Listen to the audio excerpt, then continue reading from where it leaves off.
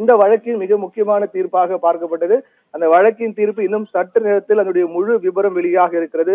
சரியாக இன்று 4 மணிக்கு அந்த தீர்ப்பு வாசிக்கப்படும் என்று அறிவிக்கப்பட்ட சூழ்நிலையில் தற்போது நீதிபதி முத்துக்குமரன் தீர்ப்பை வாசித்து வருகிறார். இன்னும் சற்று நேரத்தில் ஒரு சில நிமிடங்களில் அந்த தீர்ப்பு என்ன என்பது குறித்து முழு விவரம் என்பது வெளியாக இருக்கிறது. 10 பேர் முதலில் இந்த சம்பவம் தொடர்பாக கைதானார்கள். அந்த 10 பேரை பொறுத்தவரையில் இன்ஸ்பெக்டர் முதல் நபராக பார்க்கப்பட்டவர் தான் ஸ்ரீதர் காவல் ஆய்வாளர். அதற்கு பிறகு பாலகிருஷ்ணன் உதவி ஆய்வாளர், ரகு கணேஷ் மற்றொரு உதவி ஆய்வாளர், பால்துரை உதவி ஆய்வாளர். ஆனால் பால்துரை கொரோனாவில் ஆட்கொண்டவர் உயிரிழந்தார். அதைத் தொடர்ந்து மற்ற முருகன் தலைமை காவலர் ஹெட் கான்ஸ்டபிள், அதே போன்று தாமஸ் பிரான்சிஸ் தலைமை காவலர், முத்துராஜ் போலீசார் மற்றும் தாமதுரை அவரும் போலீசார், மற்ற செல்லதுரை மற்றும் வேல்துரை ஆகியோர் எல்லாம் ஒட்டுமொத்தமாக 10 பேரில் ஒருவர் உயிரிழந்த காரணத்தால் 9 பேர் இந்த வழக்கில் மிக தீவிரமாக விசாரிக்கப்பட்டு கிட்டத்தட்ட 2000 நாட்களுக்கு மேலாக 2103 நாட்களுக்கு பிறகு இந்த வழக்கில் தீர்ப்பு வெளியாக இருப்பது. இந்த வழக்குடைய தீவிரம் மக்களுடைய எதிர்பார்ப்பு என்பது குற்றவாளிகள் யாராக இருந்தால் தண்டிக்கப்பட வேண்டும்.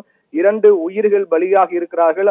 அதற்கு காரணமானவர்களுக்கு உரிய தண்டனை வழங்கப்பட வேண்டும் என்பதுதான் பாதிக்கப்பட்டவர்கள் தரப்பில் மட்டுமல்ல ஒட்டுமொத்த தமிழக மக்கள் தரப்பிலும் மிகப்பெரிய எதிர்பார்ப்பாக இருக்கின்றது. அந்த எதிர்பார்ப்பு எந்த அளவுக்கு பூர்த்தியாகும், நீதிபதியின் தீர்ப்பு என்னவாக இருக்கும் என்பதை நாம் பொறுத்திருந்து பார்க்க வேண்டும். இன்னும் சில நிமிடங்களில் நீதிபதி தீர்ப்பை வாசிக்க இருக்கின்றார். ஒட்டுமொத்த தமிழகத்தையும் அதிர்ச்சிக்குள்ளாக்கிய நிகழ்வு தந்தை மகன் உயிரிழப்பு. இந்த நிகழ்வை தொடர்ந்து பல்வேறு கட்டங்களில் விசாரணை என்பது மிக தீவிரமாக நடைபெற்றது.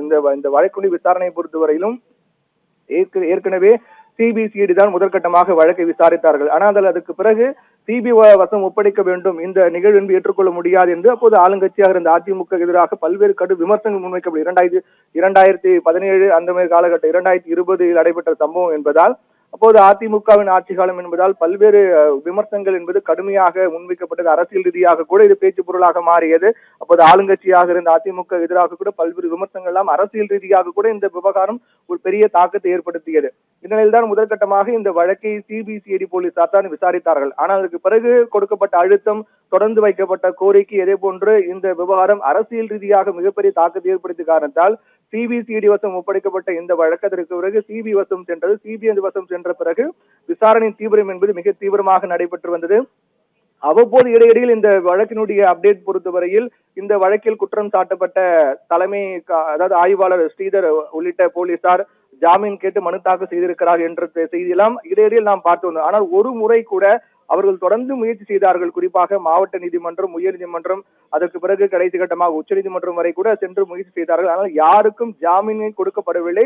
ஜாமீன் மனு என்பது தள்ளுபடி செய்யப்பட்டு ரத்து செய்யப்பட்டது என்பது இந்த வழக்கில் பாதிக்கப்பட்டவர்கள் தரப்பில் மிகவும் ஒரு ஆறுதலான ஒரு செய்தியாக தான் பார்க்கப்பட்டது. தொடர்ந்து 2020 முதல் தற்போது வரை அவர்கள் சிறையில் தான் இருக்கின்றார்கள். 9 பேரும் சிறையில் தான் இருக்கின்றார்கள். விசாரணை என்பது தொடர்ந்து நடைபெற்று வந்தது. இடையிடையில் அவர்கள் ஜாமீன் கோரி மனு தாக்கல் செய்திருந்தாலும் அவர்களுக்கு ஜாமீன் வழங்கப்படவில்லை. இதனில்தான் தொடர்ச்சியாக ஒட்டுமொத்தமாக இந்த வழக்கில் 100க்கும் மேற்பட்ட சாட்சிகள் இதில் சேர்க்கப்பட்டு 100க்கும் மேற்பட்டோரிடம் மிக முக்கியமாக அப்போது பணியில் இருந்த அந்த காவல் நிலையத்தில் பணியில் இருந்த மற்ற காவலர்கள், அதே போன்று இந்த வழக்கு சம்பந்தப்பட்டவர்கள், அங்கு கடை வைத்திருந்தவர்கள், மற்ற அந்த கடைக்கு அருகே ஜெயராஜ் பெண்ணிக்குடைய கடைக்கு அருகே இருந்த கடை வைத்திருந்தவர்கள், அதே போன்று அவருடைய வீட்டில் இருப்பவர்கள், பக்கத்து வீட்டில் இருப்பவர்கள், இந்த வழக்கு சம்பந்தப்பட்டவர்கள் என ஒரு 100க்கும் மேற்பட்ட சாட்சிகள் இந்த வழக்கில் சேர்க்கப்பட்டு தொடர்ச்சியாக விசாரிக்கப்பட்டு வந்தது.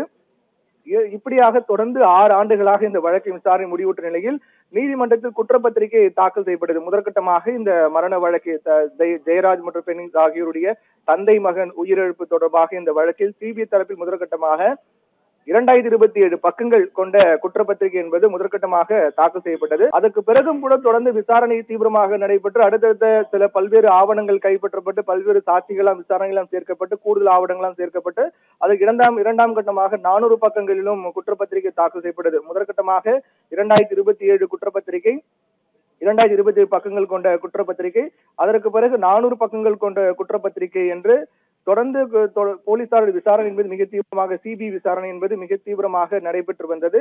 அதன் தொடர்ச்சியாக ஒட்டுமொத்தமாக இந்த வழக்கில் தாக்கல் செய்யப்பட்ட குற்றப்பத்திரிகையுடைய பக்கங்கள் எண்ணிக்கை பொறுத்தவரையில் 2427 பக்கங்கள் கொண்ட குற்றப்பத்திரிகை ஒட்டுமொத்தமாக முதற்கட்டமாக 2027 பக்கங்கள் கொண்ட குற்றப்பத்திரிகை, அதற்கு பிறகு 400 பக்கங்கள் கொண்ட குற்றப்பத்திரிகை என ஒட்டுமொத்தமாக 2427 பக்கங்கள் கொண்ட குற்றப்பத்திரிகை தாக்கல் செய்யப்பட்டது.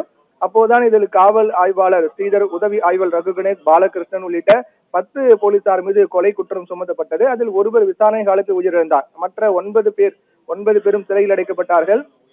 இது மிக முக்கியமான ஆவணங்களாக சிபிஐ பொறுத்தவரையில் இந்த வழக்கில் மிக முக்கிய சாட்சிகள், முக்கிய ஆவணங்களாக சேர்க்கப்படுகிறது என்னவென்றால், காவல் நிலையத்தின் தந்தை மகன் இருவரும் சித்திரவதை செய்யப்பட்டு அந்த சிறையில் அனுபவித்த கொடுமைகள், அப்போது சிறையில் அந்த போலீசார் தாக்கியதில் அந்த சிறை சுவர்களில் இருந்த இரத்தக்கரைகள், DNA பரிசோதனை மற்றும் செல்போன் பதிவுகள் என அறிவியல் பூர்வமான ஆதாரங்களை சிபிஐ ஒவ்வொன்றாக அதை சேகரித்து தொடர்ந்து அதை விசாரணைக்கு உட்பட்டு விசாரணை மிக தீவிரமாக நடைபெற்று வந்தார்கள். இந்த நிலையில்தான் வழக்கு மதுரை மாவட்ட 1வது கூடுதல் அமர்வு நீதிமன்றத்தில் விசாரிக்கப்பட்டதை தொடர்ந்து சம்பவம் நடந்த போது சாத்தான்குளம் போலீஸ் நிலையத்தில் முதற்கட்டமாக போலீசார் விசாரணை சிபிஐ அதிகாரிகள் விசாரணை தொடங்கும் போது இந்த வழக்கில் மிக முக்கிய சாட்சியாக பார்க்கப்பட்டது அந்த காவல் நிலையத்தில் சம்பந்தப்பட்ட தந்தை மகன் இருவரும் போலீசாரால் கொடூரமாக தாக்கப்பட்ட காவல் நிலையத்தில் பணியாற்றிய பெண் போலீசார் தான் இந்த வழக்கில் மிக முக்கிய சாட்சியாக சேர்க்கப்பட்டார்கள். பெண் போலீசார் ரேவதி பியூலா, சப் இன்ஸ்பெக்டர் ரவிச்சந்திரன் உள்ளிட்டோரெல்லாம் மிக முக்கிய சாட்சியாக சேர்க்கப்பட்டார்கள். போலீசார் உள்பட ஒட்டுமொத்தமாக 100க்கும் மேற்பட்ட சாட்சிகள் இந்த வழக்கில் விசாரணைக்காக சேர்க்கப்பட்டு வந்த நிலையில் 5 ஆண்டுகள் 9 மாதங்கள், கிட்டத்தட்ட 6 ஆண்டுகள் சொல்லலாம். 6 ஆண்டுகளாக இந்த வழக்கு விசாரணை என்பது மிக தீவிரமாக நடைபெற்று வந்த சூழ்நிலையில் கைதானவர்களுக்கு தங்கள் ஜாமீன் வழங்க கோரி மாவட்ட நீதிமன்றம், உயர்நீதிமன்றம், உச்சநீதிமன்றம் சென்ற போதும் கூட அவர்களுக்கு ஜாமீனும் மறுக்கப்பட்டது. அதைத் தொடர்ந்து இன்னும் சற்று நேரத்தில் தீர்ப்பு முழு விவரம் வெளியாக இருக்கிறது. தீர்ப்பின் முழு விவரம் வெளியான பிறகு குற்ற வழக்கில் குற்றம் சாட்டப்பட்ட 9 பேருக்கான விவரம் என்பது என்ன என்பது தெரிய வரும். ஜெயராஜ் பெனிக்ஸ் இருவரும் போலீசாரால் அடித்ததால் தான் காயங்கள் ஏற்பட்டது என்பது ஊர்ஜிதமாகிறது நீதிபதி தெரிவித்திருக்கிறார்.